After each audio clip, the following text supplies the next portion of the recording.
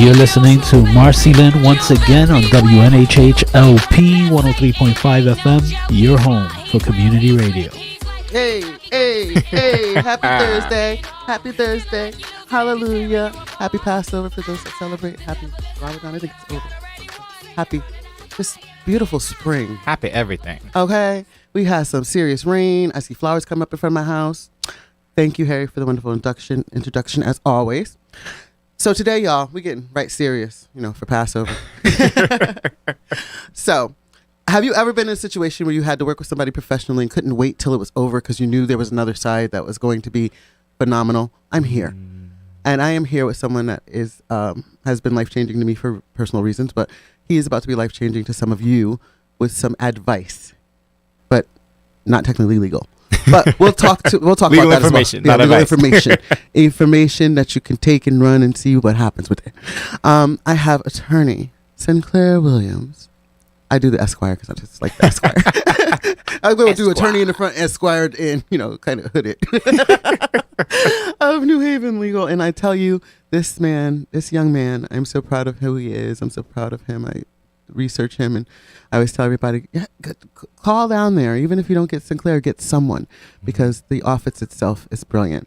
So I'm going to give him the opportunity to introduce himself like I don't know him, because you guys know everybody I bring up here I know, and they introduce themselves totally different from what I do. So, hi. Hello. I love you. I miss you. I'm so happy to see you. It's so good to be here. So, who are you? Yes, thank you. I am an attorney. I never say Esquire, but yes. I know, I messed with that. Housing lawyer at New Haven Legal Assistance. It's funny, this is my 10th year in New Haven. Wow, it's 10 years. And so I'm starting to feel, can I say I'm a long-term New Haven resident? I don't know if I can or not, but listen, once you're here, you're going to be long-term. So that's right. So exactly. Just start that way. Yes. We welcome you and we love you. So thank you. Yeah, Yes, and thank you for coming on our community radio here at New Haven Independent, literally down the street from you. So right. You walked 10 seconds and you're here. Yes, so, easy. Yeah. 205 Orange Street. So you are basically housing, right? So you have a lot of information that people need to do. And with COVID and everything that we just went through, right now it's got to be ugly with evictions. So what is the impact of evictions legally, emotionally, financially, etc.? Right now you're dealing with people on all aspects. Some of them have to use you mentally because there's nobody out there mentally for them. Right. So yeah, there's so many. It's been a crazy couple of years. Since COVID happened, and so many people struggling with work, struggling with different things. And then rents have gone up 20% in the past 2 years in New Haven.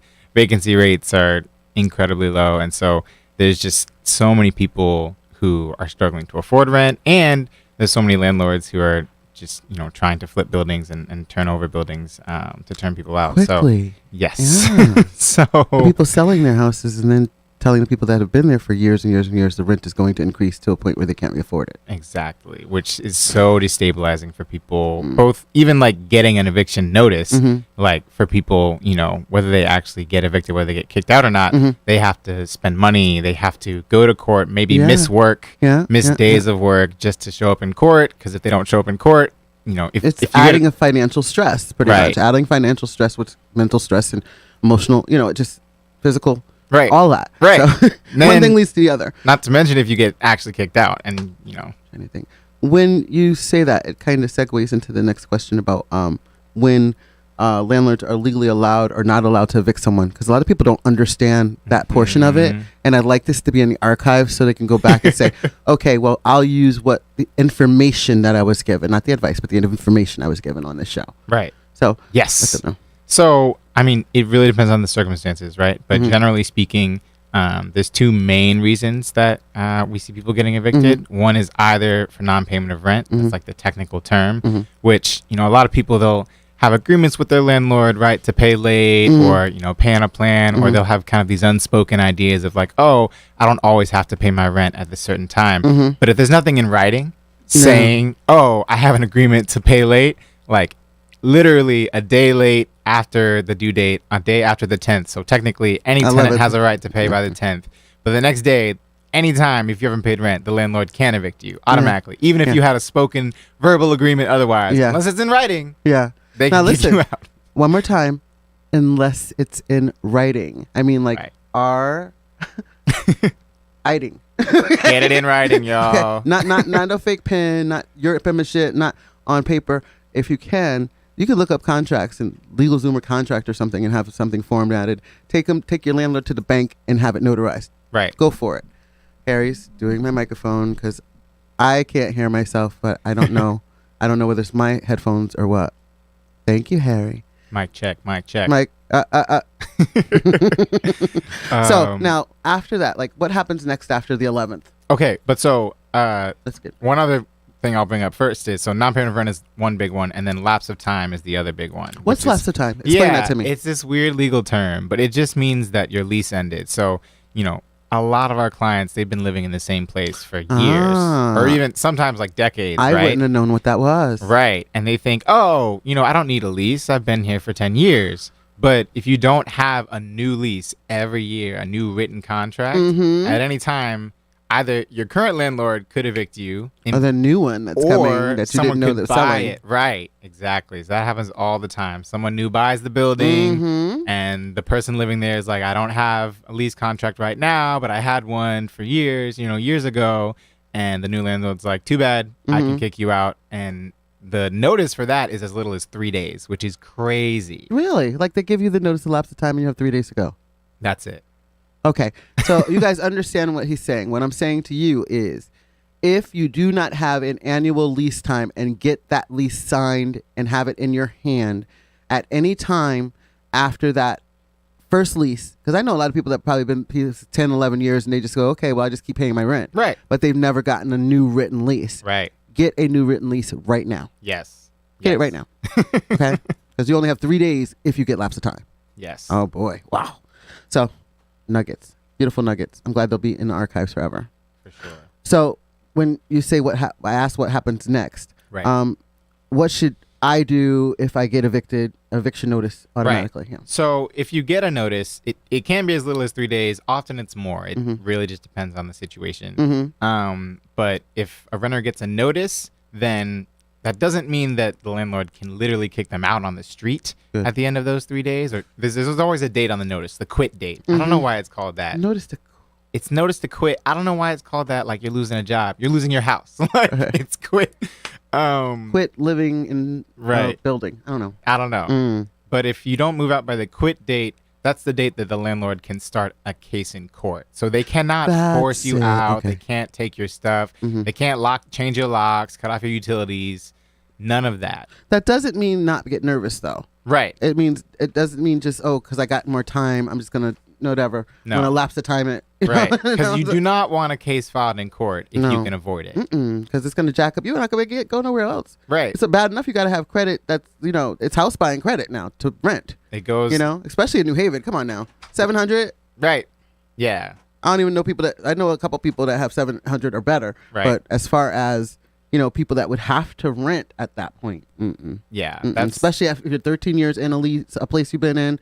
You haven't even thought about your credit because you haven't worried about the fact that quit and lapse of time and all the things. Right. The technical terms. Yep. So the first thing that if you're trying to move somewhere else, if you talk to a new landlord, they're going to look up whether you have an eviction case filed.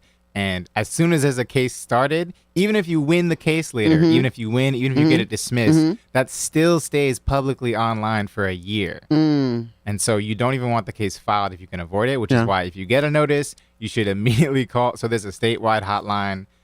It's 1-800-453-3320 for statewide legal services. You should immediately call to try to get some legal services, some legal help to work out something with your landlord before they start a case.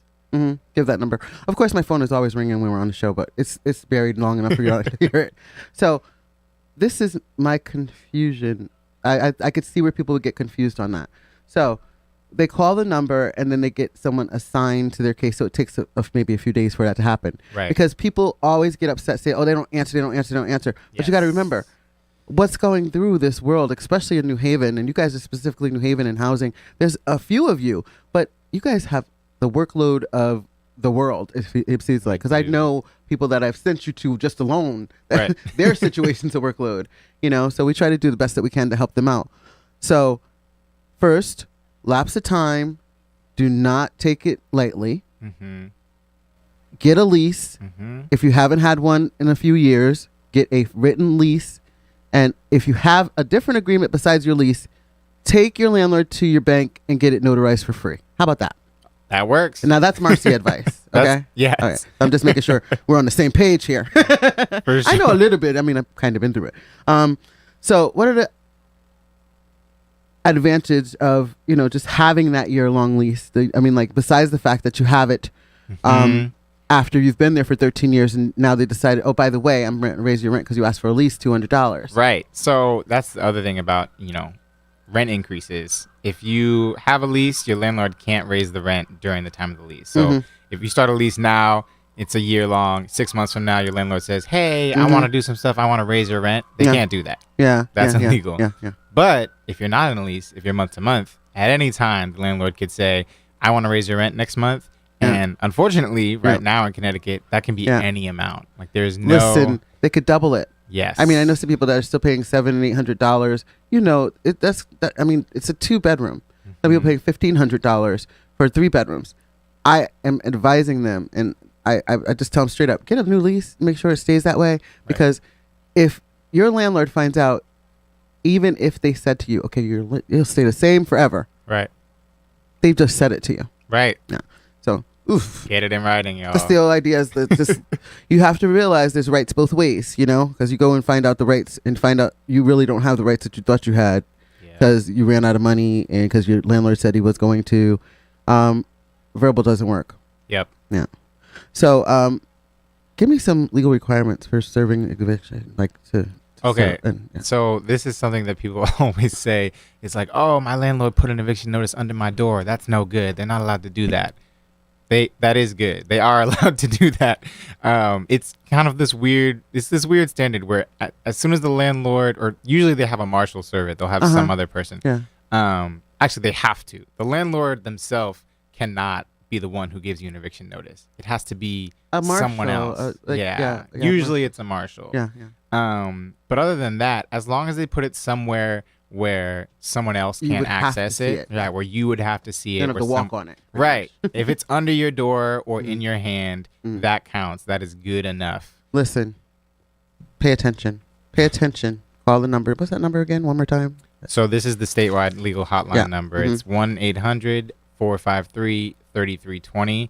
And then there's also a website. So ctlawhelp.org has great legal information about all kinds of subjects. And if you go to ctlawhelp.org/evictions, that has all the information that I'm saying and more, this whole process. In layman terms, too. So think about it. You go into that. What's that little booklet they have for housing where the landlord-tenant right booklet? Right, yes. Lapse of time and quitter in there. Yes. Okay. So we already explained to you. Some of y'all probably didn't know what lapse of time and quit meant. Right. So now that we have an idea, we still really don't understand quit, but it'll come around eventually. So it's a great website. It's not ctlawhelp.org. They do not have to hand it to you. They can slide it on your door. Yep. I think the only thing you really can't do is put on your car windshield because that type of Probably thing. not the car windshield. They will put it on people's doors sometimes. Yeah, on your door. Yeah. Yep. Yeah, and then everybody will know, and it's that type of thing. But I really, really appreciate that information. I'm just amazed that I just learned so much so quickly. So I'm like, wait a minute, hold on. It's like a fire hose. So now, this I've heard a lot, where your landlord changes your locks and turns off this and turns off that. I don't know the specifics of that. And I've seen landlords or literally call people to move people's stuff out of the house. Right. The landlord cannot do that. So the only person who can literally move you out of a house is a marshal with a court order. Mm-hmm. The landlord themselves cannot start changing your lock. They can't, change your locks, cut off your utilities, or move your stuff. So if they, do any of those, if they go in your house or try to actually lock you out, that's a crime. That's literally a crime that you can call the police. And the police could even arrest the landlord for that. I've seen that. But even if they just go inside your house without your permission and move your stuff or take your stuff, that's something that you can sue the landlord for. Okay. And you can sue the landlord for up to a month of rent, actually, if they go in your house without your permission. Oh, wow. So that's the thing you need to understand, too. Marshal can come, and sometimes they'll come like with a U-Haul or whatever. The marshal's going to come, but they always come. So if the marshal's coming, by that point, you should have gotten a notice to quit. You should have gotten a court summons saying that you have a court date. You should have gotten a judgment saying that the landlord won in court. And all of that, hopefully, doesn't get there because mediation. Doesn't get there, right. And so if you get a court summons, you have to go to court. You have to actually appear. You can't not go to file court. An appearance. People think they can go and file an appearance in the housing court. You can't. You got to be there. You have the opportunity for mediation. Right. Now you're getting that legal plan, right, or legal agreement. Even at least filing an appearance. So even a third of cases right now, like people lose by default because they never go to court. They never file an appearance. They never show up to court dates. They never fill out the form. There's like a third of cases where people just never show up and then immediately they get evicted without even having a chance to fight. And that's a shame because I know some people that are in hospitals and things like that, but you can reach out. How do you explain, and that's off subject, but sure. I know people that are in the hospital and are disabled and unable to address the issue.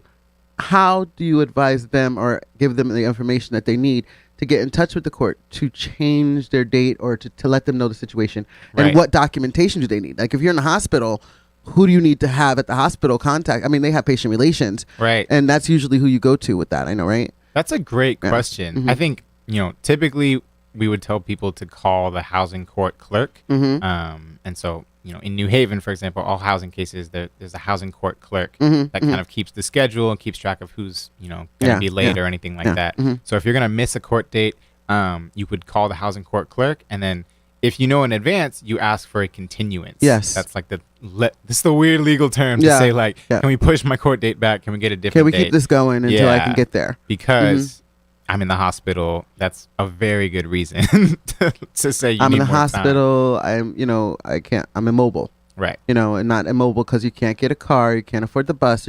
Those are not excuses. Right. You can, if you're healthy enough to walk. Right. But just know that there is a way to extend your case and don't just give up. Because I've seen people just go, "Oh, I'm just not gonna.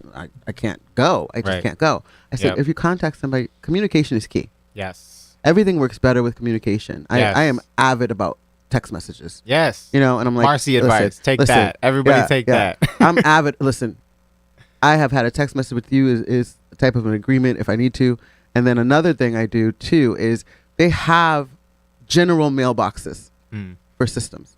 Right. Even though somebody's probably not going to pick it up. So after the situation, after you've called, send an email to the general email just so you say, I just had a conversation with whomever and just want to make sure that it's understood that I need a continuance because of this, that, and the other. Right. And then just send it off. It's done. But I've seen people that just go, nah, oh well, I can't do it.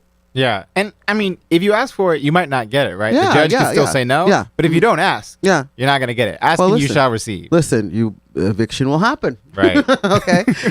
Communication is key. Again, I'm going to say that. Communication is key. Communication and paper in this situation is key too. So you need to have some paper with some of the things that you got. Right. So I lost my place. Give me a minute. I catch up. We're talking about everything. But I had to get that question out. I was like, wait, I never asked that question. We already asked. Okay. So you had asked me something that I never finished answering, but I don't know what it was. Oh, I'm sorry. Was it the? Oh no. I probably it was serving eviction. We did that. Okay. Good. And then moving the stuff. We already did that. Yes. There was something else about that you wanted to mention. No, I think that was it. Just that, if they, try to Sinclair, move your I stuff, talk so fast. So yes, you're good. Just wait, Marcy. She talks fast. Wait, slow down. But I'm just like, I want to get as much information as I can in the time frame that we're in. Yes. And I know I'll probably have you again, after Yale takes hours. over an entire New Haven and nobody can get an apartment. So well, I'm not speaking that into existence because we are going to take over New Haven. Yes. So that's the way that needs to happen. So this is a big one. Okay. Because I've seen people go get light bulbs and for their apartments. Yes. Who is responsible for like a light bulb, a fire alarm, even like a blinds? Right. I have people go run out and get blinds because they think they have to get blinds, and like blinds is part of your. So after a certain time frame, yeah. Right? Okay, yeah. So who's supposed to fix the apartment? So as a default, right, the landlord is responsible for fixing the apartment and making sure that it's in a good condition.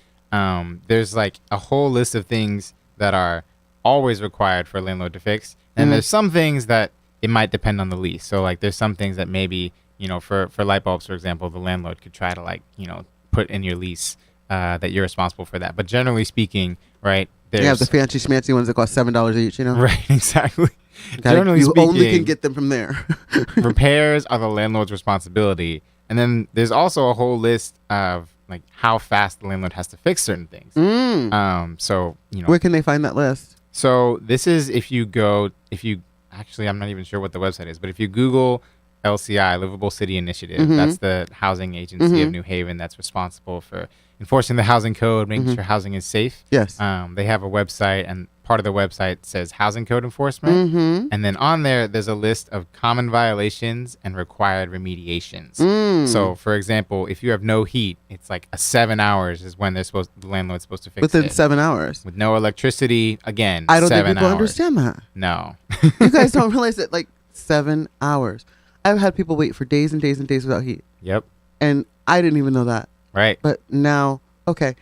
I know people get scared of the phone call to LCI, but they are here to help you. You need to contact them. Yes. I mean, I don't care if your landlord's your best friend from age 2. You have to realize that you have some type of rights. Nobody should be without heat, right, water, electricity, or whatever is wrong with them. When mice, roaches. Dare I say mold? But anyway, we'll leave that alone. So now you understand. I had a situation where my light bulbs were expensive and I could only get them from the management company at that time. Oh, wow. So I went ahead and got the light bulbs, but then I was like, okay, I got the light bulbs. Can you change them? Right. It came 4 days later to change the light bulbs. I'm like going, whatever. Right. But if they got them, I'm neither here nor there on that one because I just can help people through what I know from what I had to go through. Right. So all it was a lesson for me. If I got nothing else out of it, I got a lesson from it. Yes. So I want to really, really know what people should do.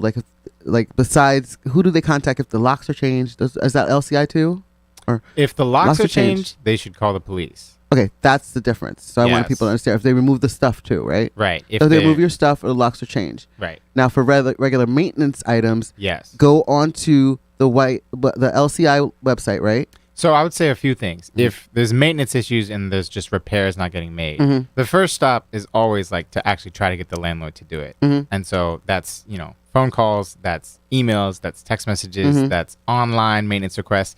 Always, again, get it in writing. Records. Like, have some sort of written record that you ask them to make the fix. Yes. Then as soon as you do that, hopefully that day they respond. If they don't respond by the next day, then you can go and call Livable City Initiative if you live in New Haven.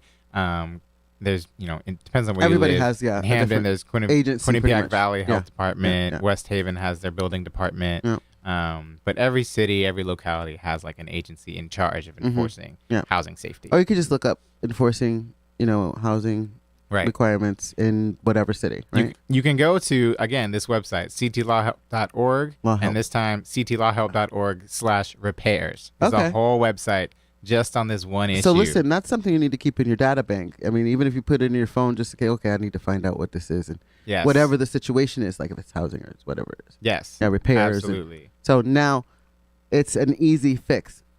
Now, my question, and this is another one off, what does somebody do if they're not computer literate? If they're not computer literate, that's a great question.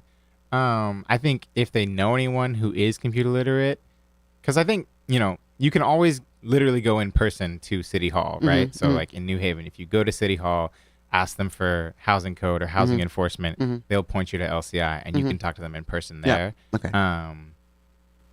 that's probably the best thing. Mm-hmm. You know, if they don't have a phone, if they don't have a computer, then they can go in person to City Hall in New Haven. Mm-hmm. Otherwise, it would be calling LCI. It would be calling phone. Yeah, using the phone. Yeah, having someone who has a phone who can look up the phone number. Thank you. I just, I'm sorry. I do. I just come up with the questions that need to be answered. Yes. And I need them to be somewhere where I go listen to this. Right. Listen to that. Because, I'm like, that serial entrepreneur in me goes, listen to this show. Listen to that show. Right. So that I really just wanted to get that question out there because a lot of people don't know. It's very real. Now, the big question. Before I do that, you are listening to MarceyLynn once again on WNHHLP 103.5, New Haven Independence Community Radio. Thank you for tuning in. I am with my wonderful friend and information warehouse. Attorney, listen, I'm going to do my way. Attorney Sinclair Williams, Esquire, even though he don't use the Esquire, but I like the Esquire. As I get bougie sometimes. Y'all know how I am. I take it. Yes. But he's giving us nuggets. So if you missed the show, please go on to New Haven Independence website.org. And I don't know whether you can click me, but if you can't click me there, then you can go to Facebook New Haven Independence page and then look up my show. Just go back to right around this time. It should be on there. And then you can also go on YouTube, which I found out, and just search MarceyLynn. Don't forget the E. MarceyLynn. And skip past some of my morning shows and find this show today or any show that you have missed. So wait, can I plug my social media as well? Please do. We need to get in touch with you. Mm-hmm. Well, maybe not. I don't know. I don't know how many people I want to get in touch, but listen. No, it's fine. It's funny. I started making TikToks and Instagram and it's crazy because Reels. I haven't had a chance to because you sent me the I'm like, I gotta get Sinclair. Now I got him on the show. I gotta get Sinclair's like, how am I gonna send you the show? Yes. Please do. No, Yes. but it's just the tenant lawyer on TikTok and Instagram. You can the find tenant lawyer. The tenant lawyer. Oh, That's wow. it. Okay, I might guys. change it at some point, but That's nice. The tenant lawyer. I Thank like you. that. That's it. Yeah, because it's good because everybody thinks lawyers are landlord lawyers. Right. So that's a really nice hook. I like that. Thanks. Okay. So here's the big question. Okay. When can a tenant legally Mm-hmm. withhold from paying rent? Y'all listen up now. Right. This is a big question. Everyone When wants can to you know. hold your rent in your pocket? Listen. Never. This is a trick question. Never. You can never, Never, legally ever, withhold paying rent. Ever. Never. No. No. Never. You can do other things. There is things that you can do, but if you just stop paying your landlord rent, they always have the right to evict you. If you want to stop paying your landlord rent, you should start paying it to the court instead of your landlord. See? Did you guys hear that? Say it one more time. So if you don't want to pay your landlord rent because they're not fixing things, all kinds of problems with your apartment, what you can do legally is go to the court. So in New Haven, it's New Haven Housing Court, 121 Elm Street. Depends on where you live. But you go to your local housing court, and as long as you called LCI first, you can start paying your rent to the court, and the court will hold your rent money month after month until the landlord fixes your apartment. But you're paying it, okay? You have to keep paying, but you want to pay it because if you pay it to the court and the landlord doesn't fix your apartment, they'll give you the rent money back. Yeah. So you can actually get that money back. So you want to pay it somewhere. Pay it to the court. Don't just stop paying it in general. No. Don't do that. What can you do if your landlord, besides LCI, like your landlord's not fixing things? Because I think people think that because their landlord's not fixing things, they can hold it around. Right. Yeah. So if the landlord's not fixing things, it's step one is call LCI. Or whoever the housing enforcement agency is, and then step two is go to the court and say, I want to. It's called a code enforcement action or a housing code enforcement case. Oh, okay. So I want to pay my rent into the court, right? So they give them. It's a 3-week kind of period where they give them 3 weeks after you call LCI. Yeah. But as soon as that's passed, you can start paying your rent to the court. You can also complain to the Fair Rent Commission in New Haven. That's Fair Rent Commission. Yeah. I couldn't remember that name. I don't know why. Yes. Fair Rent Commission. Okay. So that's another agency, and the Fair Rent Commission can basically cut your rent. So they can order your landlord not to collect any more rent from you until they've fixed the problem. Yes. The problem, listen, document the interactions with your landlord when problems aren't being fixed. Yes. Because you have rights. My problem is people get lazy till they're in trouble. Yes. And I'm going to say it. You get lazy till you're in trouble. So now there's still people that are going to listen to this and still not want to call their landlord and get a lease. And then, then next thing you know, they get the the lapse of time thing, and they go, well, I heard about it, but I wasn't paying attention. Right. Oh, so and another thing, that same theme, get receipts, get rent receipts, because people pay rent in cash to their landlord and then never get a receipt. Landlords legally have to give you a receipt, and people think, oh, it doesn't matter, I pay my rent, it's fine, until later they get in trouble and the landlord's like, you never paid me, and they're like, yes I did, and the landlord's like, well, there's no receipt, so you can't go and pull out that show that you pulled out the cash and gave it to them. You just can't do that. Get a receipt. You get a receipt. See if they have an online platform, because I know a lot of the housings now have online platforms. So many. Don't be afraid to pay it there. If you're not computer illiterate, find one of your grandkids, somebody's kid that you trust, and have them put the information on there and show you how to go on your phone and just hit the button to pay your rent every month. Yes. Just hit the button. Look. Because that tracking record is wonderful. Yes. I don't care about paying a fee when it comes to something like that, because I got a tracking record that is worth way more than a receipt. Right. Look, if you've got a grandma or auntie right now and you don't know how she's paying her rent, ask her. Ask her if she needs help paying it online. Ask her if she needs help getting a receipt. Make sure she's getting a receipt. Yes. Because that old school thing is the trust. And the trust is very different now. There are people, especially with all of the changes that went through the COVID, where all these people from New York were coming buying these houses and making them multifamily houses that weren't really multifamily houses, and, making them perfect for code. But then now. Or not. Now, listen, they were just getting people in there. Right. So it's just a matter of protecting yourself. Yep. Yeah, you just don't want to be in this situation. It's horrible. So we have fixing LCI first step, Fair Housing Commission, Housing Court. So I did that backwards. Housing Court and then Fair Housing. Fair Rent Commission. Fair Rent Commission. You can call the Fair Rent Commission at the same time that you're going to Housing Court. Okay. Sometimes one is more backed up than the other. Yeah. And sometimes one just moves faster than the other. Take the steps and find the phone numbers if you're not computer literate, or find somebody's child that you trust to do it for you. Right. Yeah. So, that's my big thing about things not getting fixed on time. I know there's a time frame where things are supposed to be fixed that people don't know about, like filters in the house and things like that. Where can they find like that information? Is that the same place? That's the same place. So the LCI website, look up the repairs, code enforcement, and then common violations and required remediation. Yeah, if you have that locked room in your apartment and nobody's come to it in 10 years, there's a problem because there's filters or a couple things in there that need to be handled. Or the basement. That basement thing. But we already had the discussion about raising the rent, and so if you have a lease and something goes on where they want to raise your rent, you can't have that happen. So here's explain what you should that do. to me with the raise the rent thing. Yeah. So if the landlord, let's say either you're month to month, or if you're on a year-long lease but you're like getting to the end of it, and the landlord says, I want to raise your rent. If it's $25, if it's a reasonable amount, then like there's probably not much you can do. But if they want to raise it, double it, a huge amount, right? Yeah. Or even $100, $200, like depending on what your rent is, it could be a lot, right? Like every month. That's when you should complain to the Fair Rent Commission. So that is New Haven. It's great. It's online. You can just Google New Haven Fair Rent Commission, file a fair rent complaint. They have an online website that you can fill out in like 5 minutes. And they do have a phone number too. So yes, I figured that out. But they're great because they're the ones who, once you make a complaint, that kind of freezes your rent. So the landlord can't raise your rent once you complain to the Fair Rent Commission. And then you have to have a meeting with the Fair Rent Commission and your landlord. You tell them what you think the rent should be. The landlord will say what they think the rent should be. So it's a different side of mediation. It's yes. Fair Rent Commission. It's not the court. It's just the commission.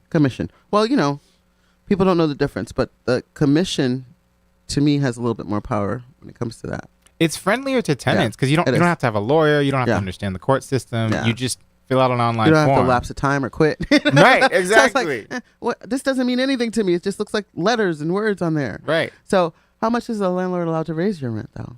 Really, it's kind of whatever depends. They really. If you don't go to the Fair Rent Commission, any amount. If you do go to the Fair Rent Commission, then the Fair Rent Commission will say they can only raise it an amount that's fair. And they'll look at lots of things. They'll look at, are they actually improving the apartment? Usually they're not.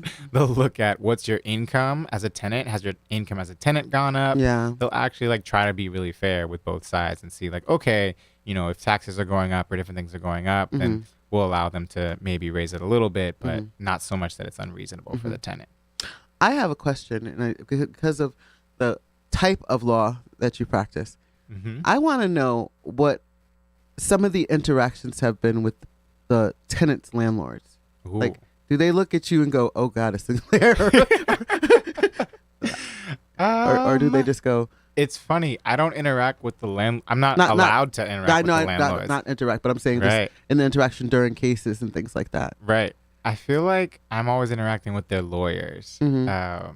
And we, there's a lot of landlord lawyers who are in court at the same time again and again. Mhm. And so we, we're always kind of fighting against each other. Yeah. But we're used to it at this point. Yeah, it's just like, here's Sinclair again. Yes. Especially because, your service is so needed and it's such a blessing to have it. I mean, I don't know if people understand how it is. It's almost peaceful to know that you have someplace you can go where you don't really have to worry about someone just wanting to retain you. Right. You know what I mean? It's rewarding to be able to. I know you sleep well because I know how I feel when I do stuff for people. Because I know, I know you slept well for me because Right. when I wasn't sleeping well, you were sleeping. But it's just amazing that the work that you do is indemnifying for people, even if it turns out, a different way for them. Like, you can't always get what you want, and what you want is not always for you. So a lot of people don't understand that portion of it. Yep. So you think you want to be somewhere when it's a lesson that you were supposed to leave that spot. And then when you leave, you realize why you weren't prospering. Like, this is my situation. I want to explain that to you because I was stuck. Wow. And until I made the decision that I needed to carry my family somewhere else, wow, I couldn't flourish. And I know you see the difference. Yes. Like, everybody sees the difference because my inside is matching my outside now. Wow. I could always look like this. Yeah. But just knowing the laws and doing what I had to do and getting my family where they needed to be and having the peace of going home without the nonsense has been amazing. Yes. And you're part of that. And I thank you again for all that you did for me. And I'm telling you, some of those times I was just like, I could see myself Zoom calls looking like misery because I was in misery for so many years. But as soon as I got myself out of that, and you said, you know what, maybe it's better for you to do this instead of that. And it was just, you give me suggestions. Like, I give you suggestions on stuff, Yes. So it's like, you got a mom in one way and I have a law friend. So it's like, kind of like, but I thank you again for that because I couldn't be who I am without your help because I would still be in that rut that I was in, and I would still be worried about arguing. And, I couldn't help the people that are still there without your help. So I just want to shoot that out there. Thank you. I'm honored. It's super rewarding to do this work. And I just thank God. I thank my parents. Like, listen, it's amazing. And it's like, sometimes the work that we do, there's no money in it that can compare to the feeling that we have when we have prospered or indemnified someone. So that is how I feel about, New Haven Legal and yourself. So let's go before I get emotional. I already asked about how much they can rent. Okay. So now, this question, we're going to spend a few minutes on it. Okay. Harry hasn't given me fingers yet, so I don't know where we're at. We got, maybe about 15 more minutes here. You're looking at me like, no. But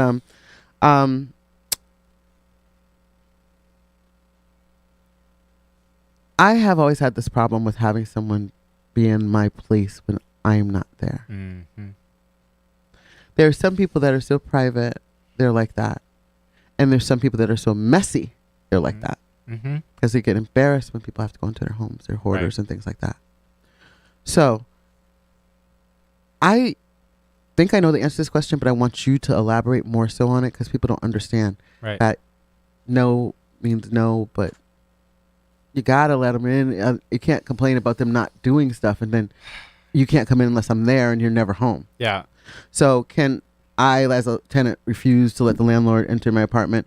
Do I have to let them know whenever?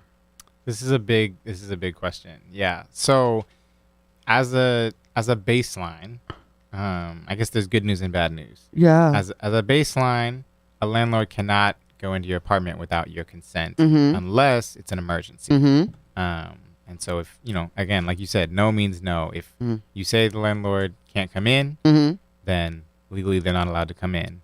However, you're not allowed to be unreasonable in not letting them in. Yeah. And so what that usually means like it's kind of this undefined term in the law, reasonable, unreasonable. But what that usually means in practice is if they give you notice in writing and they give you notice in advance, and you don't have a really good reason, then you do have to let them in. And if you don't, then they can take action against you. So if they just text you or call you in the morning and say, "I'm coming today," you don't have to let them in. No, you need 24 hours, right? Right. So you have to, and I mean, at least 24 hours, right? Because again, it's what's reasonable. And sometimes if it's 24 hours, but it's a holiday or you're sick, even then that's not really reasonable. A lot of people had COVID, so they put COVID on the door, so they would know. Exactly. And but see, this is a question that I have with that.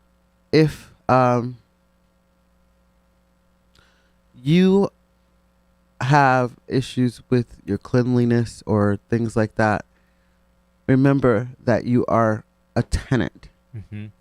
So you still have to treat it like it's someone else's place, but not in the worst. So gotta let them in, right? For a reason. But that's what I'm saying, for a reason. But what if they decide that they want to use the fact that you're not clean against you? Right. So you realize I need people out there that have the situation to understand that is something they can use.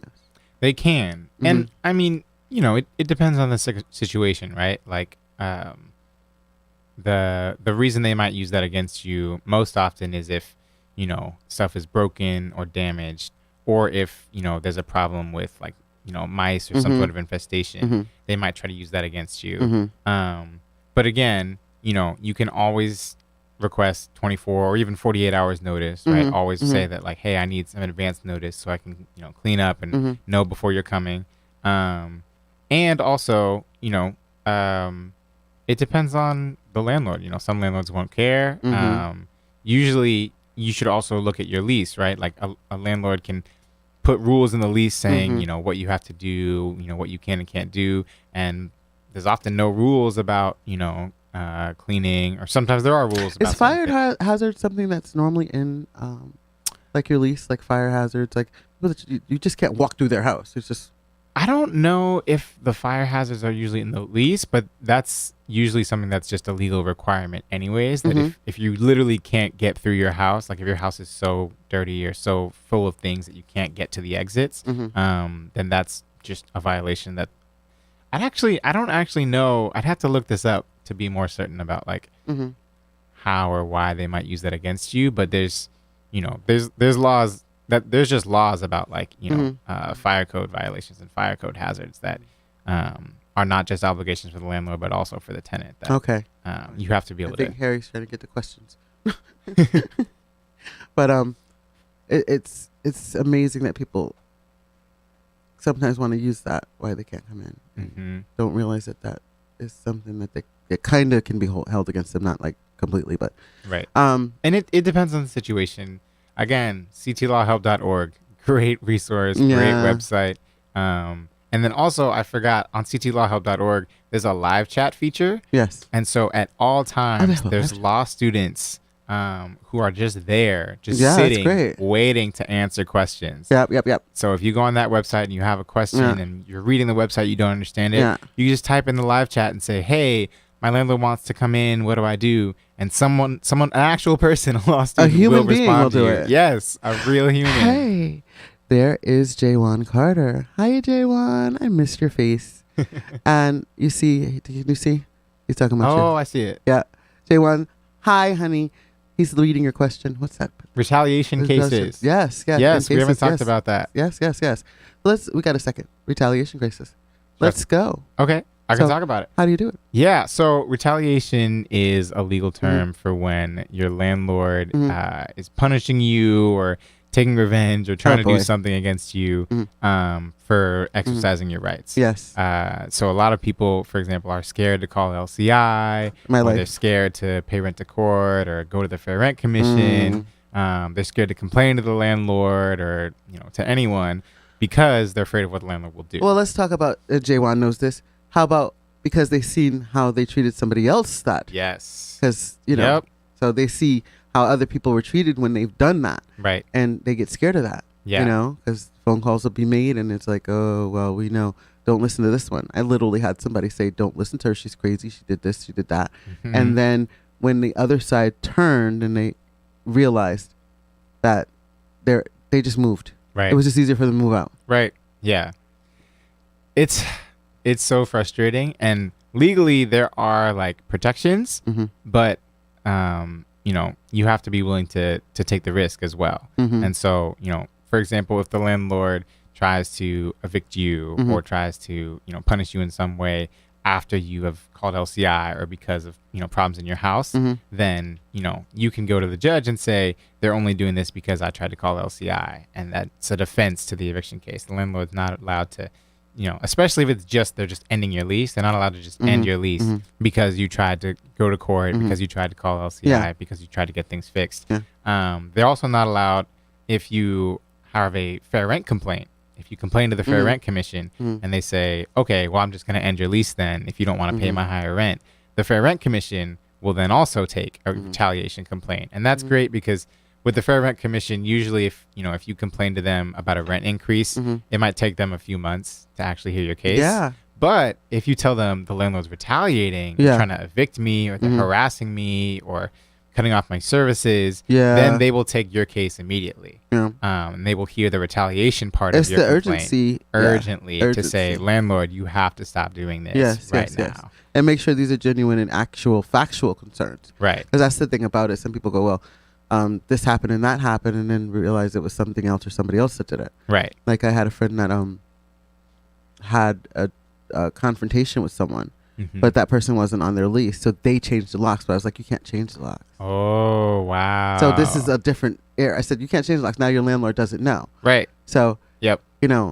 she told the landlord, and the landlord was like, well, why did you just tell me and I would have changed the locks? Right. He's like, well, because you would have charged me. But you know what? Listen, Yes. you got to do it right. Always try to talk to the landlord Mhm, first, whether mhm. it's repairs with any issue, right? Mhm. Try to talk to them 1st Mhm. and don't escalate to court or LCI Mm-hmm. unless they're not responding. With Mhm. a lot of my clients, the landlords just don't respond. And so Mhm. that's the problem. But if the landlord, give the landlord a chance, right? Like give them an opportunity Give them the opportunity. to actually Yeah. help.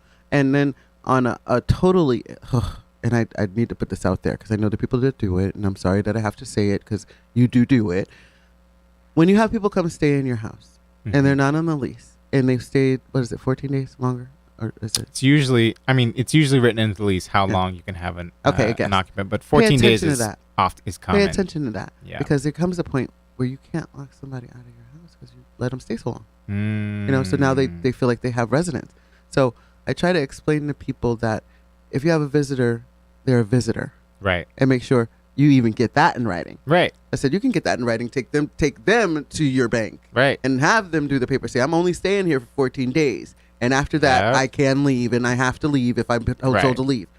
And if they don't want to sign that, then that might not be somebody you want to have Right. on your couch for the week. And you got to check your lease first. The lease might say 5 days, and a lot Now of you're landlords have violating the cameras. lease. They'll have cameras to look and see who's coming in your Violating house. the lease. Yeah, really. Yeah. Yeah. So, but the other thing I'll say just on retaliation, real quick, Mhm. is some people are afraid of retaliation from even just like talking to their neighbors, because I think a lot of times people feel like, oh, there might be more safety in numbers, but I don't want to talk to others. And I always encourage tenants to talk to their neighbors, talk to other people in your buildings, talk to other people who have your same landlord, Mhm. because there is strength in numbers, and that actually protects you more if you're all together. If a bunch of tenants at the same time, And don't give Make- up. I mean, like, 'cause I'm gonna Yes. tell you, I didn't give up.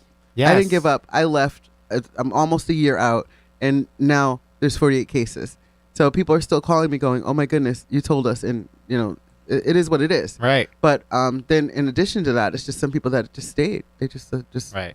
stayed, and I'm just like, okay. Yeah, and Yeah. people give up hope, Mhm. but don't have hope. You have talk to your rights. neighbors. Yes, You have the right to be safe and comfortable where you're living. It's Right. very important for you to be safe and comfortable. yeah, Now, comfort for some people is different levels. right, Reasonable comfort. right, Reasonable comfort. right. Okay. So when you don't have to have your AC that goes to 12 degrees and you don't have to have the 100-degree heat. Yes, So there's certain things that just you have to have. So Right. know your rights, and it's very important. Is there anything specifically you'd like people to know in the last few minutes? And I want you to go ahead and just roll your data bank? Anything we need to go back over? Yeah, I think, again, just pointing people to resources again.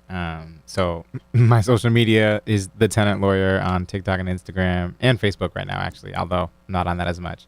But the big one is ctlawhelp.org. Link anyway? Sure, yeah. ctlawhelp.org/evictions, ctlawhelp.org/repairs, or ctlawhelp.org/fair rent. All three of those websites just have great information and a live chat. The Tenant Lawyer. Yes. As I say, Attorney Sinclair Williams, Esquire. Because he deserves all that. And then the last thing. Go ahead. You're really gassing me up here. I know. My job. That's right. It's true. And then the last thing is connecting with other tenants. So there's Connecticut Tenant Union, CTTU. They have a website. There's like a big tenant union in Hamden now, awesome. And there's one that's growing in New Haven. And that's a hint that it's not been easy out there, y'all. It has not. So definitely get those leases. Yes. Especially those people that are comfortable where they're at. Mm-hmm. There's power in numbers, though. Definitely. Yeah. I thank you so much. Thank you so much. Yes, you've been listening to MarceyLynn once again on WNHHLP 103.5 New Haven Independence Community Radio. Have a wonderful week, guys. See you next Thursday.